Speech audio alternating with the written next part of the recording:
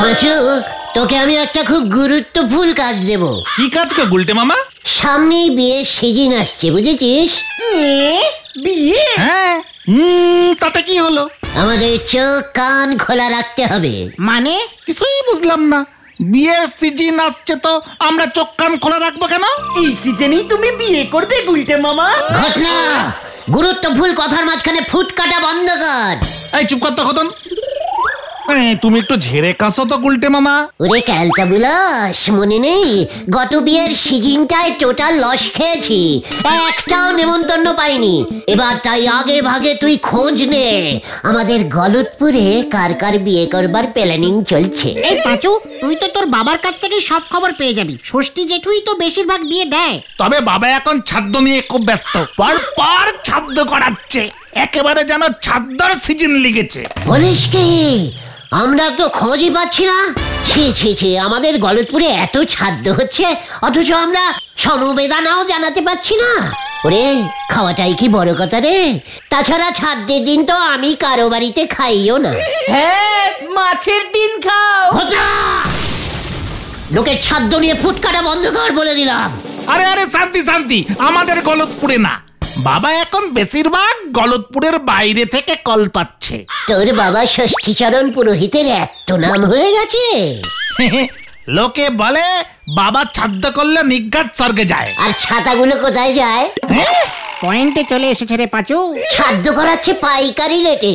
ছাতা, চাল, বিছানা, ফল, ধুতি, গামছা, স্যান্ডেল সব পাচ্ছে। সেগুলো সব যাচ্ছে কোথায়? এই শোনো গুলটে মামা, বাবা এসব কিছুই নেয় না।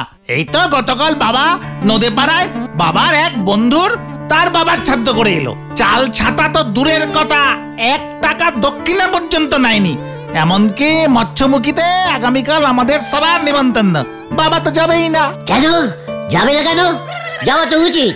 ছাদ্য করিয়েছে, মৎস্যমুখ না করলে পাপ হবে। এত বড় পাপ আমি হতে দিতে পারি না। তোর বাবার বদলে আমরা যাব। আমরা? ইয়েস, তোর বাবার একটা সম্মান আছে না। ছাদ্য করালে মৎস্যমুখীতে যাবে না? যার ছাদ্য তার আত্মাটা কত দুঃখ পাবে বল দেখি। না না, বাইরের পাড়ার আত্মা নিজের পাড়ায় ঢুকে কোনো লাভ নেই। বাবাকে গিয়ে বল আমি তোদের নিয়ে মৎস্যমুখীটায় গিয়ে মুখে মাছ দিয়ে আসবো 10-12 পিস, ব্যাস। এসব তুমি কি বলছো গুলটে মামা? ঠিকই বলছি, লিডাস অদাস। কতদিন কোনো ভালো মৎস্যমুখী করি না। ও বাবা গো, আত্মাগুলো শান্তি করা পুণ্যের কাজ, বুঝেছিস? যারে ক্যালটা বুলাস, এখন বাড়ি যা। কাল সকাল সকালেই বেরিয়ে পড়বো গলতপুর, পালডাঙ্গা, জিরাখালি, ব্যাস। তারপরে স্টেশনে নদে পাড়া।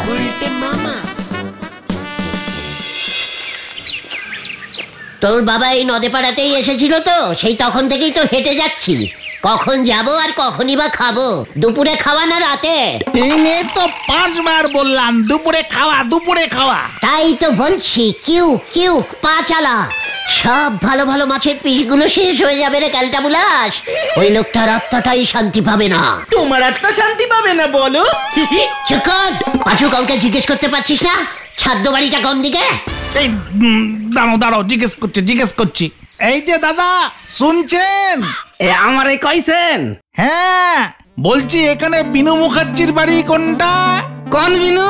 ছাদ্য বাড়ি। ছাদ্য হচ্ছে আজকে মৎস্যমুখী। ও, এইবার বুঝছি।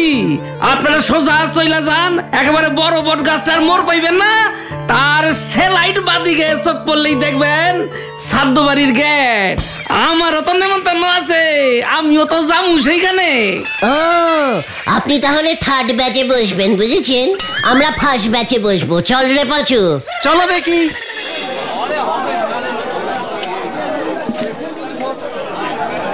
মা যে এভাবে চলে যাবে।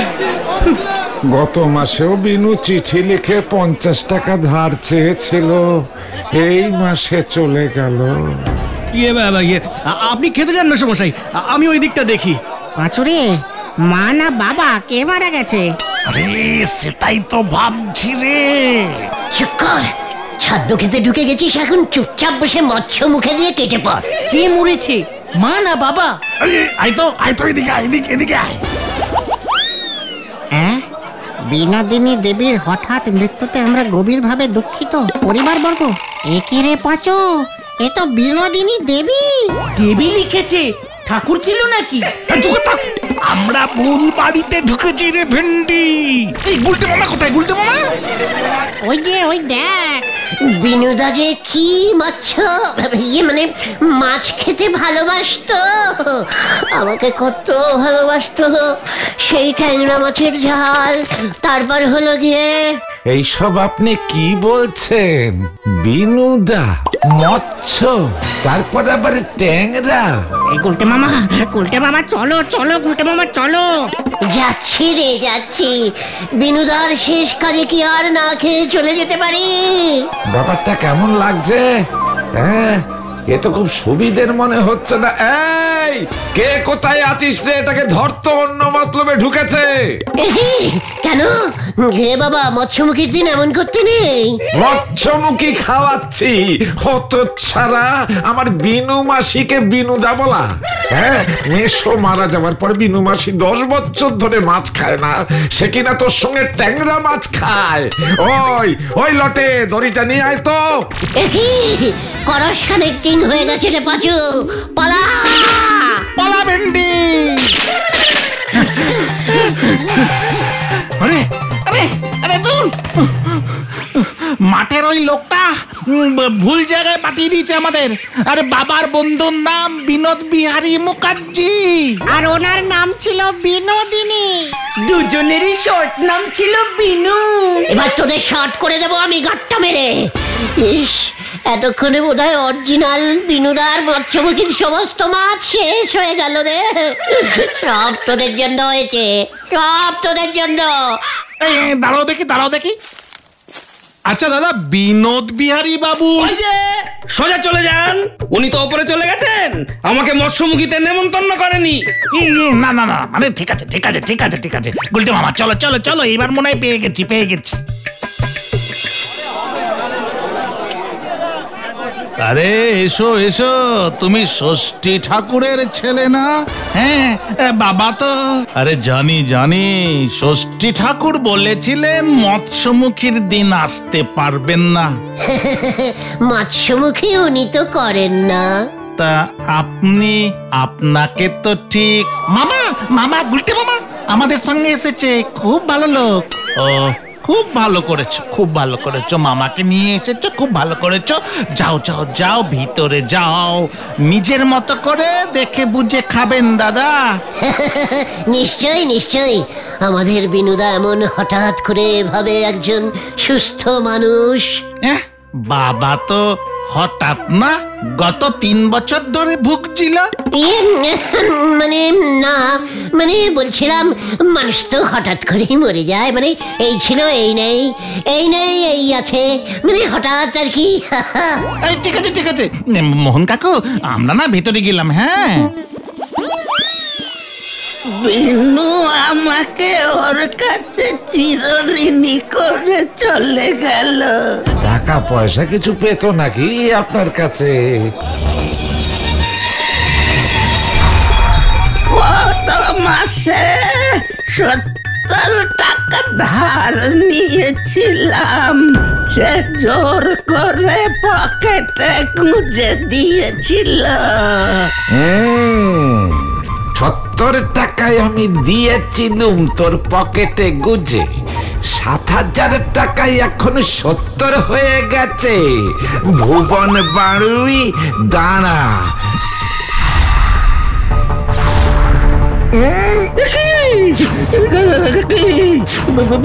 বিনু, না 70 টাকা না। সত্যি কথা বল, কত নিয়েছিলি? বলছি 7,000 টাকা নিয়েছিল। কি এসব কি বলছেন ভুবন বাবু? আমার ছেলেকে কালকেই এসে দিয়ে যাবি ভুবন। দিয়ে যাব এখন আমি যাই আরে ভুবন বাবু যাচ্ছেন কোথায়? পাবদার ঝাল করেছে, খেয়ে যান। আমার দুঃখে বাজার কমিটি একদিনই দোকান বন্ধ রেখেছে, আর এখানে এসে পাবদার ঝাল খাচ্ছে। আমি মরেছি কি একদিনও হয়নি, হতচ্ছাড়া মোহনটা দু হাতে খরচা শুরু করেছে।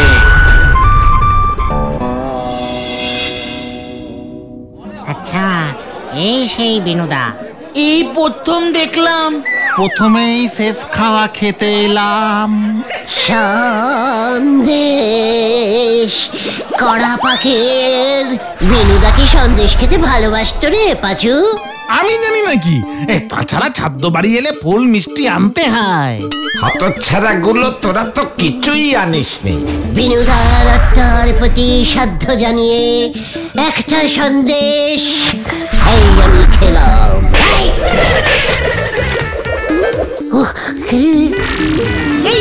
কে চাপড় মারলো তোমার? কে আবার ঝাপড় মারবে? এই সন্দেশটা না থাক, বিনুদাকে দিয়েছে, বিনুদাই খাক। চল রে, মেন খাবারের দিকে যাই, খেয়ে দে কাটি, বুঝেছিস? এই ঠিক আছে, এই চলো। এই খিদে পেটে ভুলভাল বকতে শুরু করে দিচ্ছে গুলটে মামা। কি খিদে পেয়েছে রে? বিনা নেমন্তন্নে এসে জুটেছে, সব হিসেব আমি রাখছি। পয়সা কি গাছে ধরে? মোহনটা ভেবেছে কি ওর বাপের পয়সা উড়াবে? বাপের টাকায় বাপের ছেড়াদ্দ করে লোকজনের কাছে নাম কিনবে। আমি দেখাচ্ছি মজা।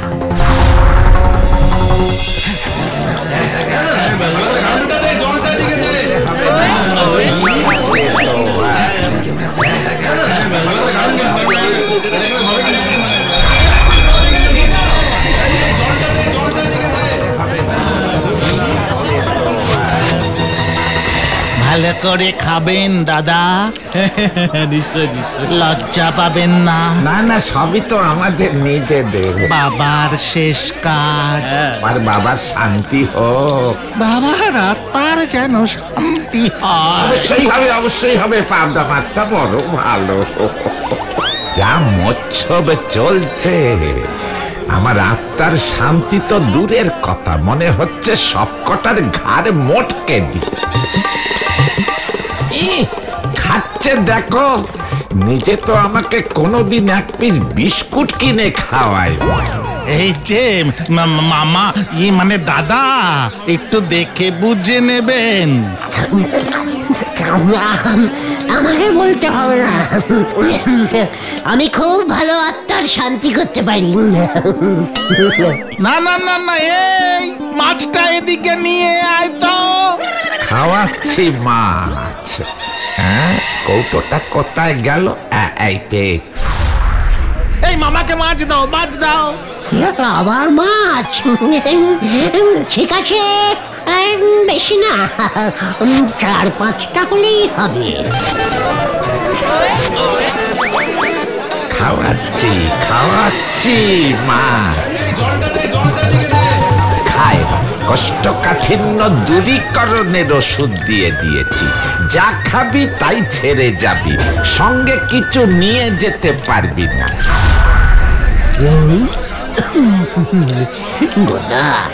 কটা মাছ খেলি রে? বুঝে শুনে খাস কিন্তু বাবা, ঘটো অনেক দূর পর্যন্ত যেতে যাই। এই কি হলো গুলটে মামা? পেটে মোচড় দিচ্ছে কেন? বারবার বললাম এমন গান্ডে পিণ্ডে খেও না গুলটে মামা। ও বাবা গো, আমি যাই রে, আমার রসগোল্লাটা তোরা নিয়ে আয়। 12টা আনবি কিন্তু বলে দিল।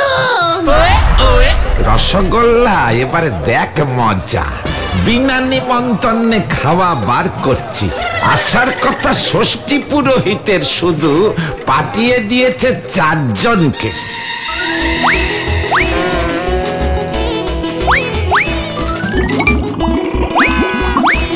কি গো গুলটে মামা, আরে তোমার হলো? কি গন্ধ! ভেন্ডি রে, এই নিয়ে 16 বার। একে বাড়ি পর্যন্ত নিয়ে যাওয়া যাবে না মনে হচ্ছে। তুই যা গিয়ে মোহনদাকে বল। আরে বাড়ি ভর্তি লোক, কি যে করে না। বারবার বললাম একসঙ্গে এত মাছ খাওয়া তোমার অভ্যেস নেই, কেউ না। তা কে শোনে কার কথা? বোঝো এবার। ও বাবা, আর কিছু বেরোবে না ভাইটু, এবার শুধু হাওয়া বেরোবে। হাওয়া যা মাছ খেয়েছিলাম, কাটা শুদ্ধ বেরিয়ে গেছে রে। কেসটা তো কিছুই বুঝতে পারছি না। শুনছি তো অনেকেরই নাকি পেট ছেড়েছে। পাঁচু দ্বারা তো সেই খবরই আনতে গেছে। রান্নায় কি মিশিয়েছে কি জানি। আমাদের তো কিছু হয়নি, যারা গান্ডে পিন্ডে গিলেছে তাদেরই হয়েছে। ওরে বাবা, ও বাবা গো। না না না না না মোহন, খাদ্য একেবারে ভালো হয়নি। তোর বাবাকে এক ঝলক মনে হলো, মানে মনে হচ্ছে আরো একবার তোকে শুদ্ধি করতে হবে। আমার বাবা যথেষ্ট ভালো ছাদ্য করে। দক্ষিণা কত নিয়েছে শুনি? কাকা থাক না এখন এসব কথা। কেন থাকবে কেন? আমি নিজেও তো খেতে পারিনি। তোর বাবা তো ছিল কিপ্টের হদ্দ। লোককে খাওয়াতে গেলে গায়ে জ্বর আসতো। ওর ছাদে লোকের এমন দশাই তো হবে। এমন কথা বলবেন না কাকা বাবু। এখানে থাকা যাবে না। ও পাঁচুরা থাক, আমি পালাই। এ লোক খুব ক্যালটাবুলাস টাইপের লোক। ওরে বাবা, দেখি। ওই তো দরজা খোলা।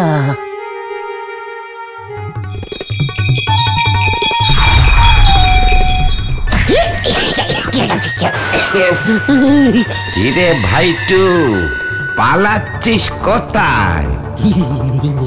আমার ছাদে এসে ফোকটে খেয়েছিস। মোহন এমনিতেই যা বাজে খরচা করেছে।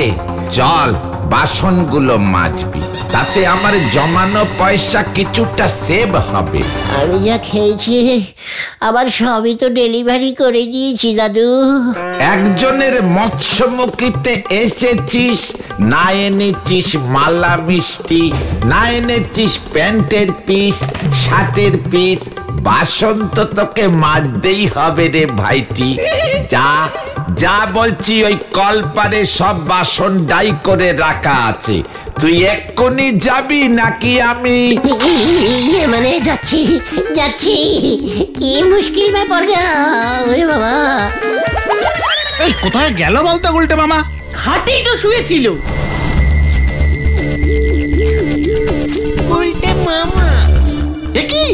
গুলটে মামা তুমি এখানে? সরে যা সব ক্যালটাবুলাস। ও দাঁড়া, তোর বাবার নামে আমি মামলা করব। পাঁচু, তুই আমায় চিনিস না? ভুলভাল ছাদ্য করায় ভূত হয়ে চলে আসে, লোকজনকে দিয়ে বাসন মাজায়। লজ্জা করে না? নিমন্ত্রণ করে নিয়ে এসে খেতে দেয় না। প্যান্ট জামা প্রেজেন্টেশন চায়। ছাদে কেউ প্রেজেন্টেশন দেয় নাকি? এসব তুমি কি বলছো গুলটে মামা? ঠিকই বলছি। তুই ওই বিনু দাদুর জন্য ছাদের প্রেজেন্টেশন আনিসনি বলে তো আমাকে দিয়ে সব করাচ্ছে। এ বাবা, গুলটে মামার এমন পেট ছেড়েছে যে মাথাই খারাপ হয়ে গেছে। আরে তোমরা আরে বাপরে বাপ! কি রে পাঁচু? ওরে পালা রে গুলটে মামা!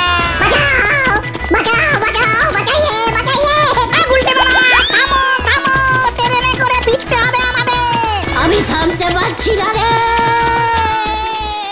গুলটে মামা। ও বাবা, গো, কি শীত করছে রে বাবা। গুলটে বাবু নক্ষণ কিন্তু ভালো ঠেকতেছে না পাঁচু ভাইপো। মনে হতেছে ওনার এই ওজা ডেকে ঝাঁটা মেরি ভালো করতে হবে। ওরে, আমি আর পাচ্ছি না রে। ও বাবা, দেখো এবার কেমন লাগে। বারবার বলেছিলাম বিনা নিমন্ত্রণে কোথাও যেও না। ওনারে বইলে কোনো লাভ নেই। ওই বিনু বাবুর বাৎসরিক কাজেও গুলটে বাবু দেখবেন আবার খেতে চলে যাবে। কিন্তু পাঁচু কেসটা কি হলো সেটাই তো বুঝলাম না। এই গ্রাম বাংলায় এমন অনেক কেসই ঘটে গো। মোদি যাবার পরও আত্মা ঘুরি ঘুরি ঘুরি ঘুরি ঘুরি দেখে, আর যারে পছন্দ হয় তার ঘাড়ে চেপে বসে। ওরে বাবা গো, আমি আর কোনো নেমন্তন্ন খেতে যাব না গো। তাহলে তুমি কোথায় যাবে গুলটে মামা? কেরোসিন তেল তুলতে। বলতে মামা কি ওরে বাবা গো,